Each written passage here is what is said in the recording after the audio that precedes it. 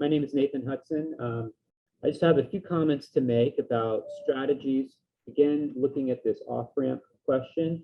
First of all, I'm watching Russian news so that you don't have to, basically. I'm sort of summarizing it. And so here's like one quote that I'm seeing. This is from Peskov. He says, we're completing the demilitarization of Ukraine. We will complete it. Russia promised Ukraine to stop the military special operation at any moment.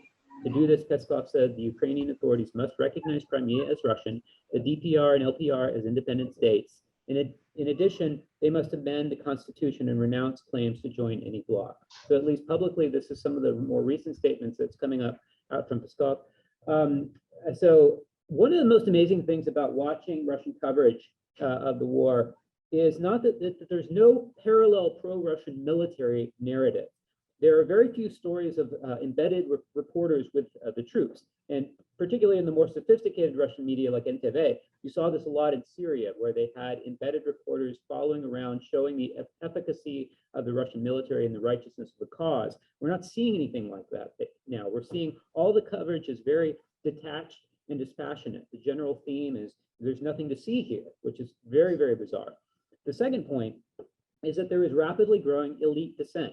It's been remarkable, for example, to see an open letter from the Moscow State Institute of International Relations, MGIMO, which trains Russia's elite civil servants, including Lavrov, attract over 1,500 public signatures from students and faculty who are willing to put their names out there. These are people whose careers are intimately tied to their connections to the Russian state. Last week, I interviewed the letter's authors and got their insights on what needs to happen now, and I'm trying to get their message out to the media right now. But we had mentioned Belarus. Now, I tend to think that Belarus does have some sort of different dimension instead of just being an appendage of Russia. I think the main story here that has emerged is that while Belarus has a role in facilitating the invasion, the bigger story is how passive Belarus has been. They've been used as a staging ground for the Russian attack, but they haven't entered the war. You might think that Putin would want Belarus to actively join the fight, to basically create a fig leaf coalition of the willing. Yet they haven't seen one. We haven't seen one Belarusian armored tractor rolling across the border thus far. Lukashenko, who's the president of Belarus, was shown on TV visibly distraught shortly after Russia invaded. Also, the Belarusian UN ambassador's speech defending the invasion in advance of the vote could be described as workmanlike at best. The massive protest movement that broke out in Minsk following the 2020 election, I believe, impacted Lukashenko's psychology more permanently than we realize. I think he knows that there's only so far he can go. Belarus and Ukraine, after all, in some ways share even closer cultural and economic ties than Ukraine and Russia. Lukashenko had also previously criticized the annexation of Crimea and Donbass, and had established a decent rapport with the previous Ukrainian president Poroshenko. Significant protests have already broken out in Belarus after this fact, after the invasion of Ukraine, leading to hundreds of arrests. Kazakhstan, I think, has a potentially huge role to play here. First of all, they have unique standing to intervene. China's New Silk Road, which is the subject of my research, has become a major element in Kazakhstan's economic development strategy that has been rendered non-functional by the war, would have to be abandoned if Russia becomes a pariah state. In addition, there was a massive protest in Almaty a few months ago that led to a crackdown and bloodshed, which was set off by what?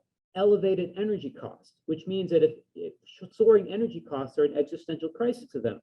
We can imagine the level of discontent that is brewing right now in one of the world's coldest countries. Second, while friendly to Russia, Kazakhstan has two other advantages. First, President Tokayev is a skilled diplomat. He's a former foreign minister, and he's a graduate of the before-mentioned MGIMO. He has a nuanced understanding of the reality of the situation, and likely for this reason, he's permitted large-scale pro-Ukraine protests to occur in Kazakhstan that would be squashed if they occurred in Belarus or Russia. In addition, Kazakhstan has a good relationship with China and could serve as a sort of intermediary or interlocutor to bring China into the discussion without explicitly negotiating with China to convey China's true position to Russian officials. Final point is that we must use all mechanisms to pressure a broad cross-section of Russian society that is willing to speak out. So Putin has basically weaponized history here. And basically, we're forced to use the same tools. Are there dissident voices, for example, within the Russian Orthodox Church? For example, we must appeal to the same conservative Russians' love of religious and historic architecture in Kiev, for example. Can Russia, for example, really restore the legacy of Kievan Rus by destroying it, turning it into another Aleppo? These are the types of arguments I see as the only ways we can hope to hit at Putin's core support. Thank you.